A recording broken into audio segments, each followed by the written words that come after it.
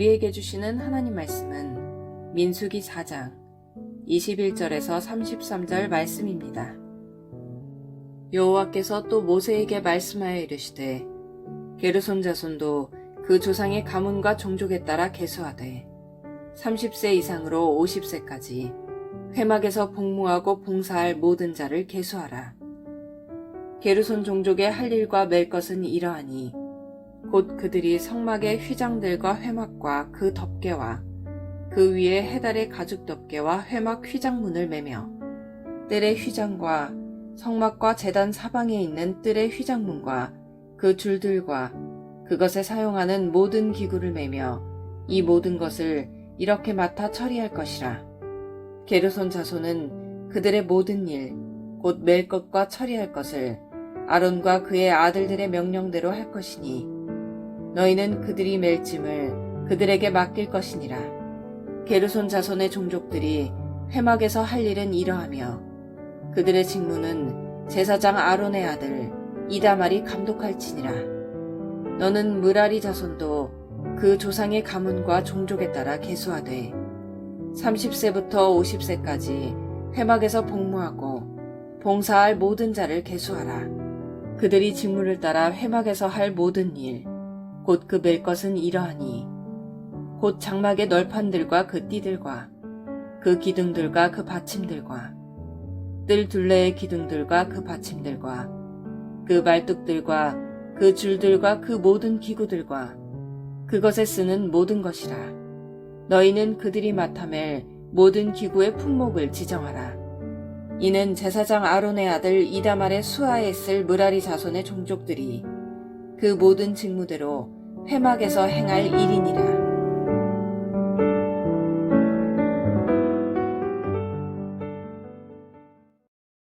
오늘 본문은 이스라엘 지파 가운데 예배를 준비하는 일에 쓰임받았던 레위 지파에 관한 말씀입니다. 레위 지파 안에는 레위의 세 아들들의 이름을 따라서 세 가문이 존재했습니다. 게르손 가문과 고앗 가문과 므라리 가문입니다. 이 가운데 둘째인 고앗 가문이 성막 안에 가장 중요한 물건들인 법궤와 진설상과 등잔대와 향단과 노제단과 물두명의 설치와 관리를 담당했고, 첫째인 게르손 가문은 성막에 사용되는 천으로 된 모든 천 덮개들을 담당했습니다. 그리고 세 번째 므라리 가문은 기둥과 기둥을 받치는 밑받침대와 같은 무거운 물건들을 이동하고 설치하는 일들을 담당했습니다. 이들이 성막에서 예배를 준비하고 섬기고 헌신했던 모습은 이 땅의 왕같은 제사장으로 부름받은 우리의 성도의 삶의 태도와 자세와 연결되어 있습니다. 저희 교회가 이 본관을 지을 때 이 현관의 방향을 저 동쪽에 두었습니다. 제가 늘 주일에 교회에 와서 오전 예배를 드리기 때문에 이 서쪽 유리창 아래로 내려오는 일몰의 아름다움을 볼 기회가 없지만 가끔 오후에 음악회나 또 다음 주에 있게 되는 장애인 가족 초청 행사를 할 때 오후에 이곳에 앉아 있으면 이 강대상 아래로 해가 지는 아름다운 장면들을 볼 수 있게 됩니다.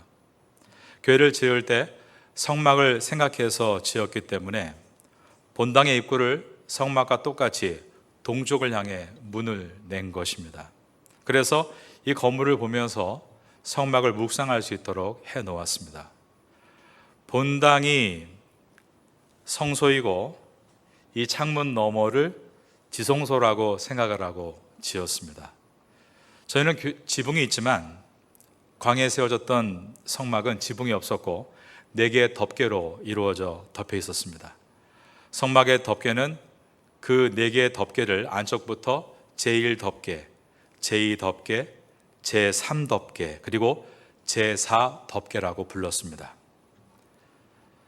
제1덮개는 가늘게 꼰 배실, 즉 흰색과 청색실과 자색실과 홍색실을 이용해서 흰, 청, 자, 홍 4가지의 색을 사용해서 케룹이라고 하는데요, 성경에는 우리가 한글 성경에 그룹이라고 되어 있는데 이것은 히브리어 케룹으로서 천사를 뜻합니다. 그룹이 지켰다, 그것은 한 그룹이 지켰다는 말이 아니라 케룹이란 히브리어를 우리말로 읽은 것입니다. 그 천사의 모양을 정교하게 수놓았습니다. 그러니까 우리가 앉은 이 자리에서 그 당시에 천장을 본다면 4개의 실로 짠 커다란 천이 하나가 있는 것이고 그 안에 천사의 모양이 정교하게 새겨져 있는 것을 보게 되는 것입니다. 그 다음에 제2의 덮개는 염소털로 짰습니다. 그래서 흰색이었습니다. 염소털은 방습 효과가 뛰어난 특징이 있습니다. 제3 덮개는 숫양의 가죽을 붉은색의 염료를 염색해서 아주 붉게 만든 천이었습니다. 마지막 제4 덮개 맨 바깥쪽은 귀한 해달의 가죽을 가지고 만들었습니다. 맨 위 덮개를 해달의 가죽으로 만든 이유는 재질이 아주 질기고 치밀하기 때문입니다. 해달은 그 당시에 바닷소 혹은 돌고래로 번역되었던 단어입니다. 두껍고 질기며 강한 가죽이기 때문에 광해의 뜨거운 열사와 이슬, 간혹 광해에서도 비가 내릴 때 안전하게 막기 위한 것이었습니다. 강력한 보호가 있는 맨 위에 4번째 덮개인 해달의 가죽 속에 3번째 덮개인 붉게 물들인 숫양의 가죽은 어린 양의 피를 상징하는 것으로 신약시대에 있게 될 예수님의 보혈을 보여주는 것이었습니다. 구원받은 성도에게 하나님의 보호를 받을 수 있고 어떠한 죄와 사망도 뚫을 수 없다는 것을 보여줍니다. 3번째 덮개인 이 붉은 순양 가죽을 지난 다음에 이제 2번째 덮개, 안쪽에 있는 이 덮개는 아까 말씀드린 대로 흰 염솔로 짠 흰색 휘장인데 흰색은 깨끗함을 상징합니다. 우리의 죄가 깨끗함에 씻음받았다는 뜻입니다. 2번째 덮개인 염소털로 짠 휘장을 지나서 이제 마장 안쪽에 덮개인 가늘게 꼰 배실과 청색, 자색, 홍색실을 이용해서 만든 그 휘장은 아까 말씀드린 대로 캐롭, 천사의 모양을 정교하게 짜놓은 것이었습니다. 이것은 천상의 아름다운 모습을 보여주는 것으로서 하늘의 모습입니다. 오늘 제목에 들어있는 힌트와 같이 하나님의 임재 앞에 서 있는 모습인 것입니다. 이처럼 성막에 사용되는 천으로 만든 4개의 덮개들은 각각의 의미들을 가지고 있었습니다.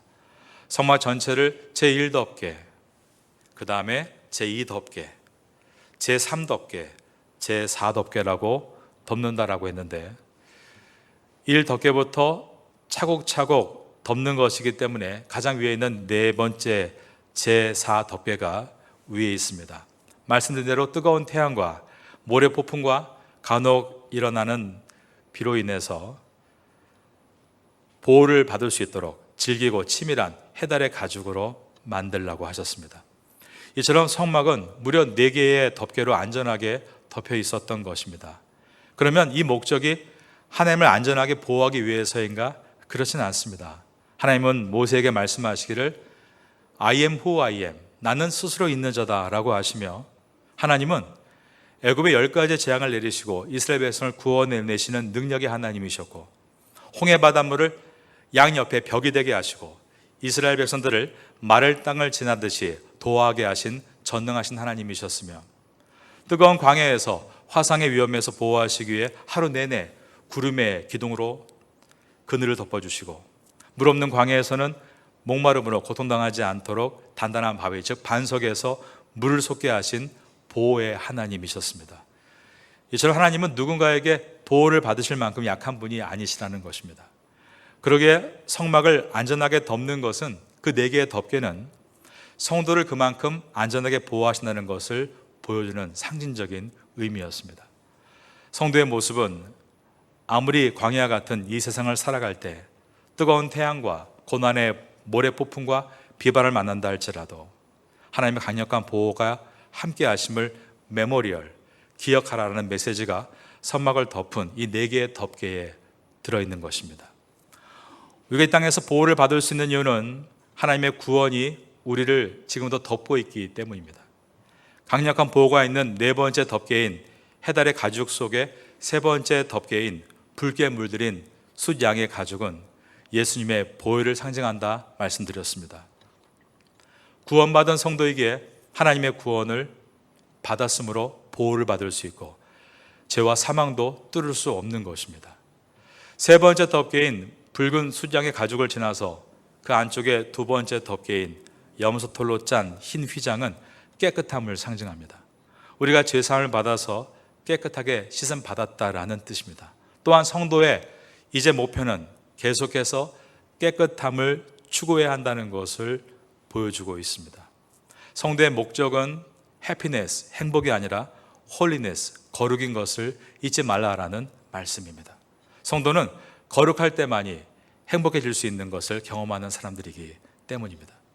제2의 덮개인 염소털로 짠 휘장을 지나면 가장 안쪽에 제1덮개인 가늘게 꼰 배실과 청색, 자색, 홍색 실을 이용해 만든 휘장은 아까 말씀드린 대로 캐룹, 천사의 모양을 정교하게 짜놓고 있었습니다.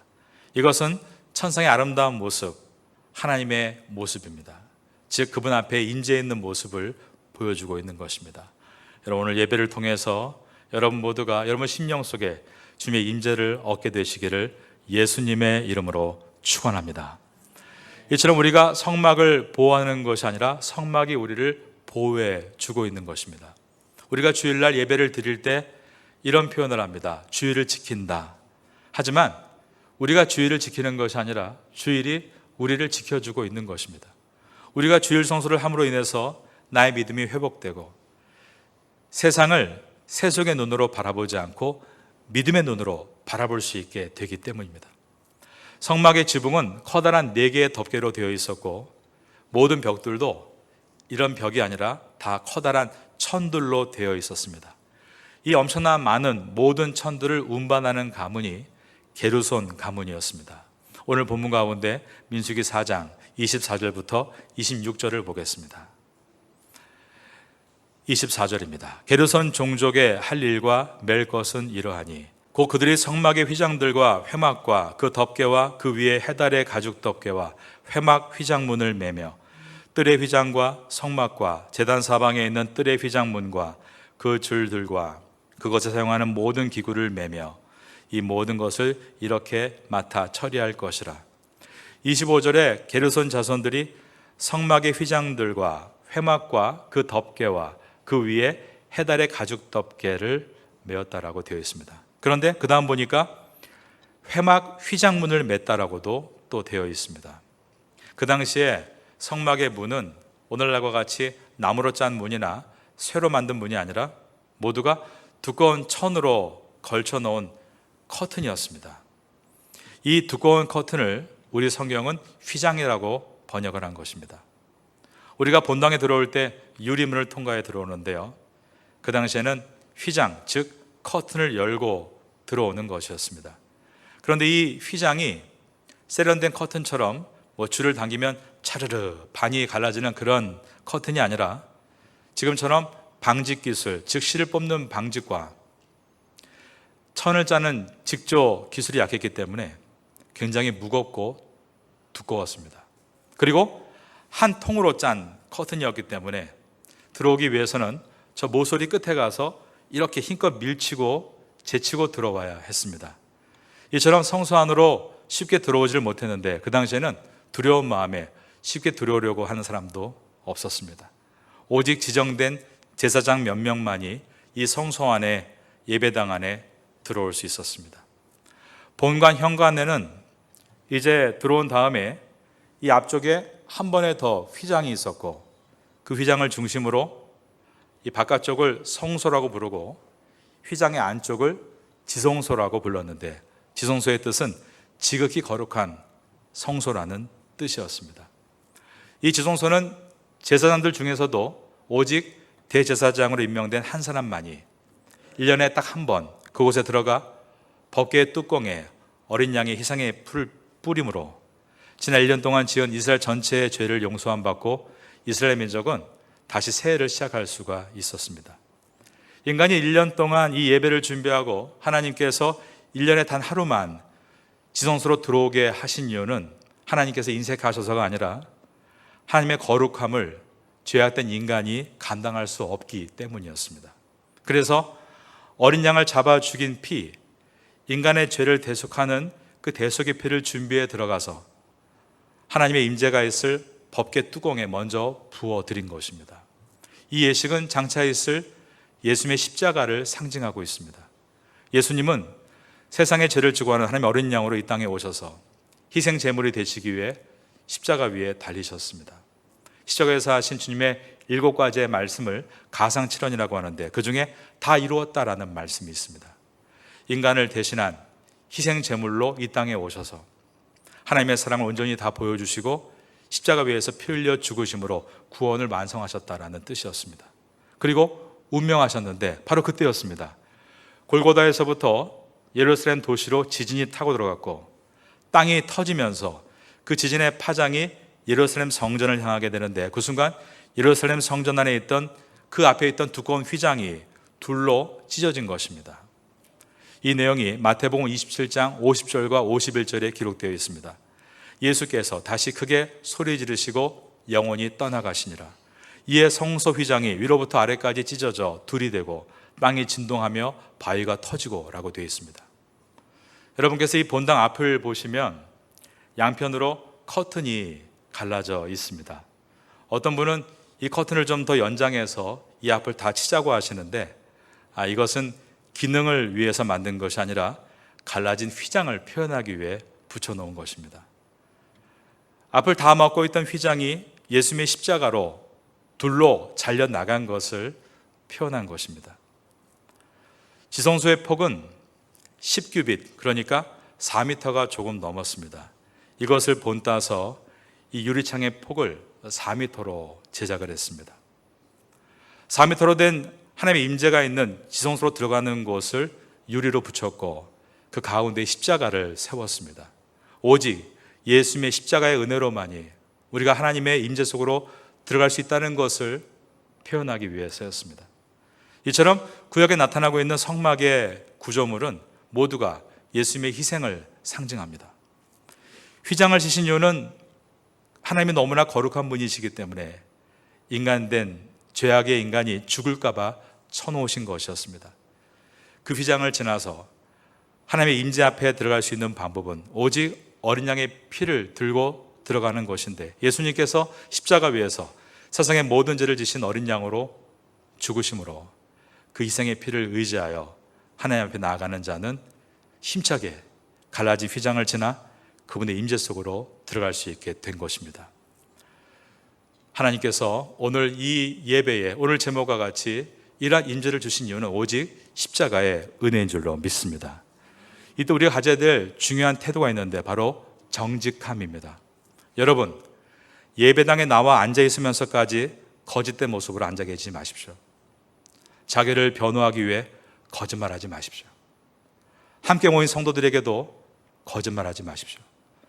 교회에서 거짓말을 하면, 교회에서까지 거짓말을 하려면 아예 아무 말도 하지 않고 있는 게 더 좋습니다. 적어도 내가 하나님 앞에서만은 정직하겠다, 그런 마음 가지십시오. 사람이 선하면 얼마나 선하겠습니까? 우리가 선해서 하나님 앞에 나아갈 수 있는 것이 아닙니다. 우리가 오직 정직하게 나의 약함과 악함을 인정하고 십자가의 은혜로만 나아갈 수 있습니다 고백할 때 주님은 우리를 이 안으로 초청하시며 임재 안으로 인도해 주시는 것입니다. 하나님 앞에 정직한 성도가 되심으로 그분의 임재를 경험할 수 있게 되기를 예수님의 이름으로 축원합니다. 레위지파의 세 가문인 무라리 자손들은 성막의 물건들 중에 가장 무거운 널판들과 받침 그리고 기둥들을 운반했습니다. 민수기 4장 31절부터 보겠습니다. 그들이 직무를 따라 회막에서 할 모든 일 곧 그 맬 것은 이러하니 곧 장막의 널판들과 그 띠들과 그 기둥들과 그 받침들과 뜰 둘레의 기둥들과 그 받침들과 그 말뚝들과 그 줄들과 그 모든 기구들과 그것에 쓰는 모든 것이라. 너희는 그들이 맡아 맬 모든 기구의 품목을 지정하라. 게르손 자손들은 성막에 사용되는 모든 덮개와 휘장들을 옮겼는데 그 부피가 매우 무겁고 컸기 때문에 수레를 이용하였습니다. 마찬가지로 이 무라리 자손들도 성막의 기둥들과 또 기둥을 받치는 받침들 역시 모두 부피가 크고 무거웠기 때문에 수레로 옮겼습니다. 성막의 외벽 기둥들과 성막 안쪽인 성소와 지성소의 기둥을 다 합치면 69개였습니다. 많다면 많다고 할 수 있지만 이스라엘 백성의 전체 수가 남자만 60만, 그러면 여자와 어린 아이를 합치면 4배수가 되니까 약 250만 명이 되는 이 엄청난 이스라엘 백성의 숫자를 상징하기에 성막은 매우 작았다는 것을 우리가 먼저 봐야 합니다. 성막의 폭이 앞에 있는 이 유리창 폭보다 약간 넓었고 길이도 그다지 길지가 않았습니다. 그러니까 성막 하나의 크기가 우리 본당의 3분의 1 정도밖에 되지 않았다는 것입니다. 그렇다면 그 안에 들어가는 물건들이라도 최고로 값비싼 고급 재질을 사용하고 싶었지만 하나님이 허락하지 않으셨습니다. 본관의 입구, 기둥 받침을 동으로 만들라고 명령하셨습니다. 그 당시에 시대가 철기 시대가 아니라 청동기 시대였기 때문에 동은 가장 흔한 것이었습니다. 그런데 눈에 가장 잘 띄는 맨 앞쪽에 있는 기둥을 받치는 받침대를 이왕이면 금으로 하고 싶은데도 동으로 만들라고 하셨습니다. 왜 그렇게 하셨을까요?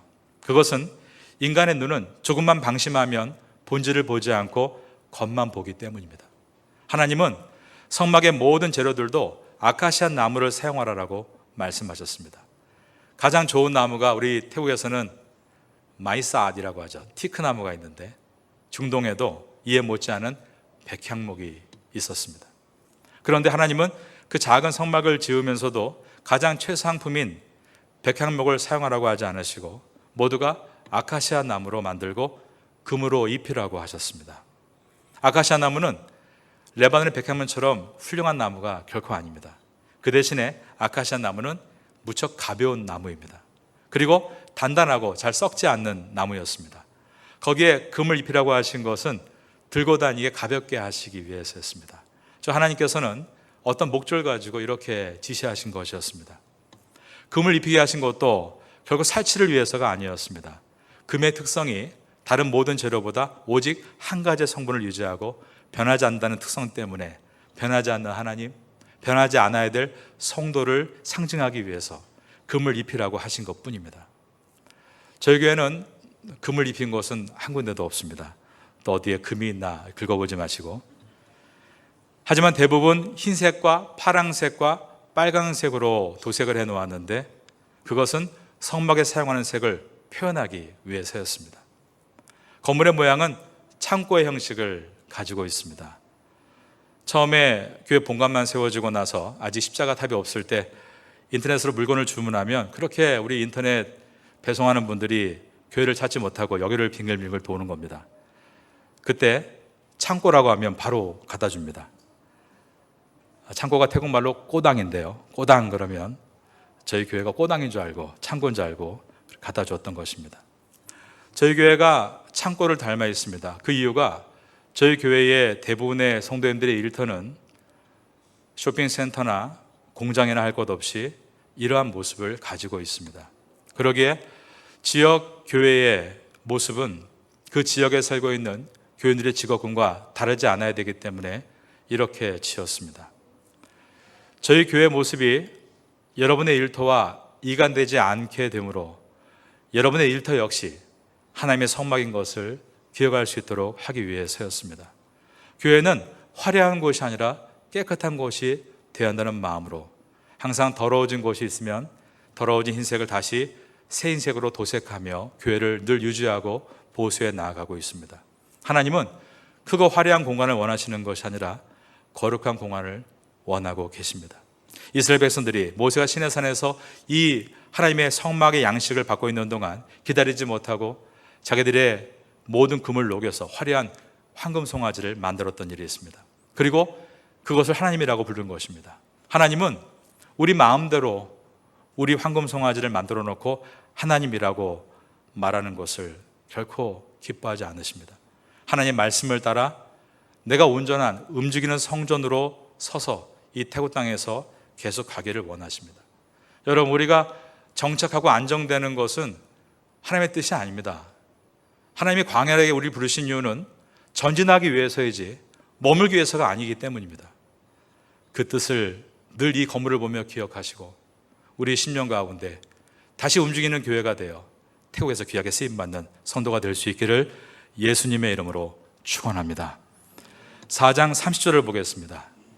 30세부터 50세까지 회막에서 복무하고 봉사할 모든 자를 계수하라. 그 당시 성막에서 섬기는 연령대가 30에서 50이었다라고 되어 있습니다. 하지만 앞으로 보겠지만 민수기 8장에 보면 일하기 위해 부름받은 나이는 30세가 아니라 25세라고 되어 있습니다. 이것은 25세 때부터 견습 기간이 시작되고 준비된 다음에 30세에 본격적으로 성막 안에서 성경의 임무를 했다라는 뜻입니다. 우리가 하나님의 성막인 교회에서 봉사를 하는 것은 매우 영광스러운 일이라고 말할 수 있습니다. 이 일을 매우 쉽게 생각하거나 내가 교회에서 이러이러한 일을 해서 내 만족을 얻어보겠다, 그 목적이 나의 만족을 채우려는 것이라면 내 만족의 체험이 없으면 금세 포기해버리고 맙니다. 교회에서 봉사를 하는 것은 나의 만족을 위해서가 아니라 은혜의 보답으로 하는 것입니다. 나를 위해 십자가에 희생하신 예수님에 대한 은혜의 보답과 또 누군가 나를 오늘까지 인도하기 위해 수고하신 그 모든 그분들의 수고를 보답하는 마음으로 이제 나도 섬김 받는 자리가 아니라 섬기는 자리에 서겠다고 마음 먹는 것이 교회에서 봉사하는 자의 모습이 되어야 합니다. 그러나 은혜에 대한 감사와 희생의 결단이 없이 그 자리에 나와 앉아있게 되면 조금만 어려우면 조금만 내 마음에 차지 않으면 그 자리를 떠나버리고 마는 것입니다. 세례를 받는 것도 마찬가지입니다. 세례란 예수님이 나의 구주로 내 인생에 찾아오신 것을 내가 믿고 영접한 사람이 이제는 내가 삶에서도 성도의 모습으로 살겠습니다. 즉 나의 믿음을 커밍아웃하는 것이 세례 예식입니다. 그런데 세례를 받아놓고도 교회를 출석하지 않는다면 세례를 잘못 베푼 것이고 세례를 잘못 받은 것입니다. 주일에 다른 곳에서 볼일을 보면서 아이고 오늘 주일인데 내가 세례를 받았는데도 불구하고 교회를 다니지 않고 있구나, 양심에 가책받는 정도로 살고 있는 것은 잘못된 일이고, 반대로 내가 세례를 받았으니까 교회를 가지 않아도 괜찮은 거 아닌가 라며 양심을 달래고 있다면 더더욱 잘못된 것입니다. 나는 준비하고 있는 견습생이다, 이러한 겸손한 마음을 가진다면 우린 끝까지 주 앞에서 겸손하게 쓰임받게 될 줄로 믿습니다. 민수기를 지나면서 이러한 레위인들의 모습을 통해 우린 더욱더 거룩하고 성실함에 대해서 관심을 갖고 나아갈 때 하나님께서 광야 같은 인생 가운데 여러분과 함께 해주시고 보호해 주실 줄로 믿습니다. 이 은혜를 가지고 태국 땅에서 승리하는 주의 성도가 될 수 있기를 예수님의 이름으로 축원합니다.